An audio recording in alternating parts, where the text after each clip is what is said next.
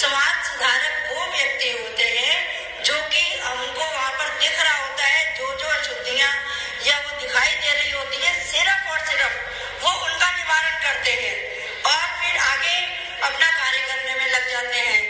लेकिन जो नव युग प्रवर्तक होते हैं या समग्र क्रांति के जो अग्रदूत होते हैं, वो क्या करते हैं कि वो सारी समस्याओं की जड़ में जाते हैं, मूल में जाते हैं।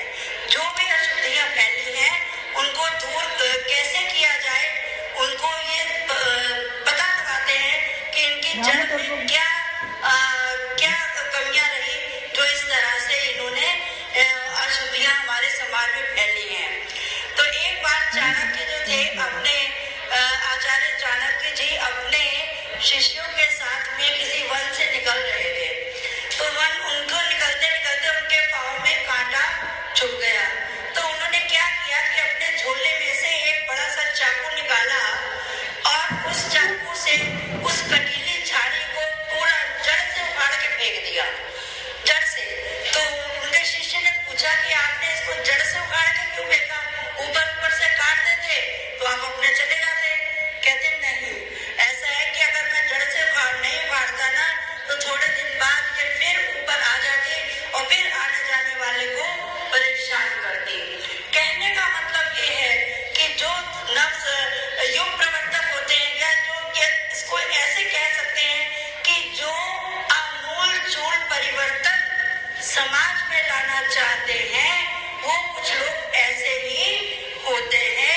जिस प्रकार से कि हमारे किचन में हम लोग सब काम करते हैं, नाली जो होती है हमारे ऊपर कचरा आ जाता है, नाली भर जाती है तो वो गंदगी भर जाती है। तो जब हम लोग कचरा साफ कर देते हैं तो उस नाली में से पानी जो है अबाध गति से बहने लगता है। इसी प्रकार से समाज में छाई हुई जितने भी कुरीतियां हैं, अगर हम उनको दूर करेंगे और वो जो समाज होगा फिर से उसी प्रभाव में चलता रहेगा। लेकिन वो जो ये प्रयास किया गया वो कहाँ से किया गया कि ये जो व्यक्ति आए थे वो उन्होंने उस समय में उसी समय कोई ऐसा नियम अपना अलग से नहीं बनाया। उन्होंने उन्हीं चलते हुए नियमों में से ही कुछ नियमों को चयन करके अपने नियम सब एकत्रित किए और उसके हिसाब से समाज को चलाने के लिए आगे कार्य किया। और यही कार्य महर्षि स्वामी दयानंद ने किया। अभी जो कार्य उन्होंने किए हम सब ने बहुत अच्छे से सुने और उन सबको मैं दोबारा से रिपीट करना नहीं चाहूंगी। लेकिन कहते हैं ना कि बड़े शौक से सुन रहा था जमाना, हम ही कह गए सोते सोते, हम ही कह गए सोते सोते, क्योंकि हमारे में कमियां रही, हम उस बात को पूरी तरह से नहीं कह पाए। अगर देखा जाए तो महर्षि स्वामी दयानंद जी ने इतने कार्य किए कि अगर उनके कार्यों का विवेचन अगर हम करने लगे तो मतलब बहुत लंबा समय चाहिए। शॉर्ट में छोटी मोटी बात मैं बता के आपको बताती हूँ। उन्होंने जातिवाद पर बहुत बड़ा कार्य किया। जातिवाद, जो शूद्र जाति थी, जो निचली जातियां थी समाज में, जिनको हम छू लेते थे तो हम नहाने चले जाते थे या कुछ भी करते थे तो हम उनसे दूर दूर भागते थे, ची करते रहते थे, उनको अपने कुएं से पानी नहीं भरने देते थे। लेकिन महर्षि स्वामी दयानंद ने क्या किया, उनको अपने साथ मिलाया, उनके साथ बैठ के खाना खाया। एक बार वो शूद्र कोई था, वो खाना लेकर आया उनके लिए, तो उन्होंने कहा कि अरे आप ये क्या कर रहे हैं, ये तो बिल्कुल शूद्र जाति का खाना है, तो ये नाई की रोटी है। तो उन्होंने कहा कि ये नाई की रोटी नहीं है, दिखाकर कहा कि ये तो गेहूं की रोटी है, नाई की रोटी नहीं है। तो इस प्रकार से उन्होंने बहुत काम किया। उन्होंने गरीबों का भी बहुत पक्ष लिया। जब अंग्रेज सरकार ने नमक के ऊपर कर लगा दिया, जब अंग्रेज सरकार ने नमक के ऊपर कर लगा दिया, तब वो उनसे भिड़ गए और उन्होंने कहा कि अब तक गरीब के तो खाने को छीन लिया, कि कैसे जब गरीब घर पे आता है, सारा दिन कार्य करके अपना बैठता है, तो वो क्या करता है कि वो नमक में, पानी में नमक और मिर्च लगा के अपनी रोटी खा लेता है। तो आपने ऐसे किया। तो महर्षि स्वामी दयानंद ने इतने कार्य किए, इतने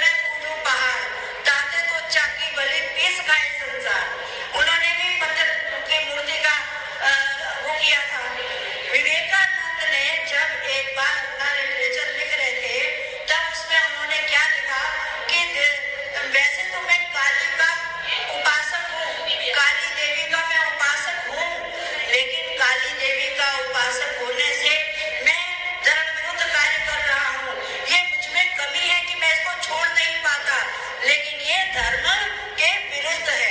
ऐसे बहुत सारे उदाहरण मिलते हैं, बहुत सारे, हर जगह पे जाके देखिए।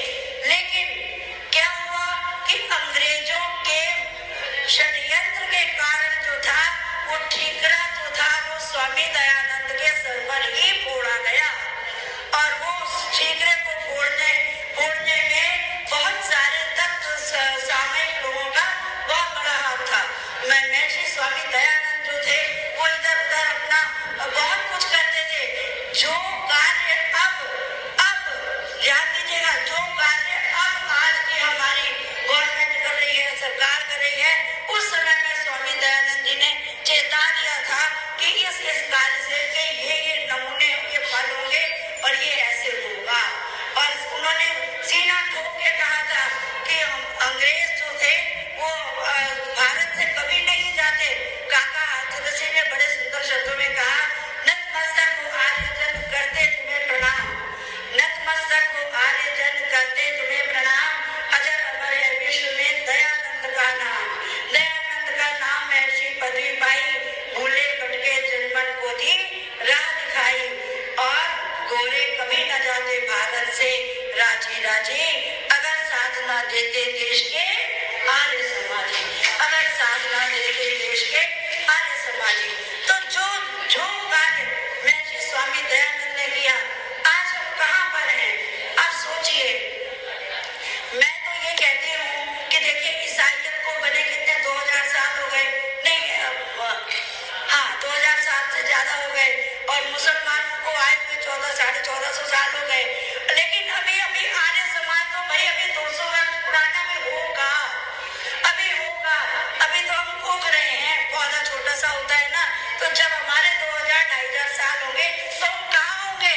तो क्या हम विश्व पे राज नहीं करेंगे? उस समय में हम ऐसे ही बैठे रहेंगे? तो हमें करना है, आगे बढ़ना है, तब जाकर के हम जो है वो आगे जाकर के हम अपने विश्व का नाम, अपने आर्य समाज का नाम जो है ऊंचा